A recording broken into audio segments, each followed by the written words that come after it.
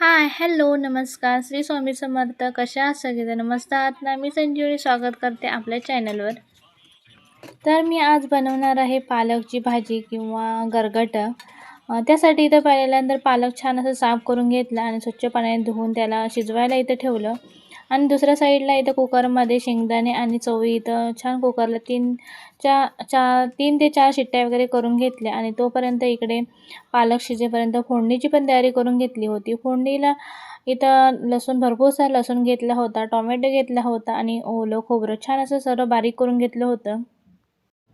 त्यानंतर लगेचच फोडणी देऊन घेतलं. फोडणीसाठी इथं पातेल्यामध्ये तेल गरम करून घेतलं आणि कढीपत्ता घालून घेतला आणि जिरं आणि कढीपत्ता छान तडतडला. त्यानंतर ठेचून घेतलेला लसूण घालून घेतला. लसूण पण थोडाफार लालसर होईपर्यंत छान शिजवून घेतला आणि त्याच्यानंतर चिरून घेतलेला टोमॅटो आणि चवीनुसार मीठ घालून घेतला. छान टोमॅटो मऊ होईपर्यंत शिजवून घेतला.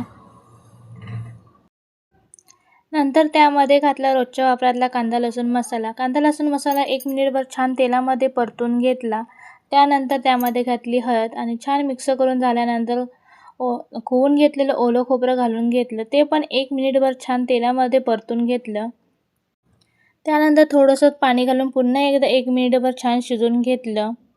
त्याच्यानंतर त्यामध्ये जो आपण पालक शिजला होता त्यामध्ये थोडंसं मिक्सरमध्ये फिरवून घेतला आणि तो त्यामध्ये घालून घेतला. पालक पण छान थोडासा 2-3 मिनटं पुन्हा त्याला पालक शिजवून घेतला आणि त्याच्यानंतर त्यामध्ये घातला जे उकडून घेतले होते शेंगदाणे आणि चवळी. छान शेंगदाणे आणि चवळी मिक्स करून घेतली आणि मंद गॅसवर 7 ते 8 मिनिटं छान असं उकळून घेतली. चला तर व्हिडिओ आवडला असेल तर व्हिडिओ लाईक करा, चॅनलला सबस्क्राईब करा. भेटूया पुढच्या व्हिडिओमध्ये. तोपर्यंत बाय बाय.